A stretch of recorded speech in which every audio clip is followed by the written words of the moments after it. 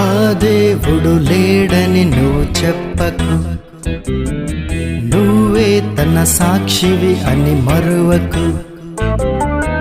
ఆ దేవుడు లేడని నువ్వు చెప్పకు, నువ్వే తన సాక్షివి అని మరువకు. కుండ చేసిన కుమ్మరివాడు లేడని అనకు, కన్న తండ్రితో కనలేదని చెప్పవు తనకు. దేవుడు కనబడలేదని లేడని అనకు.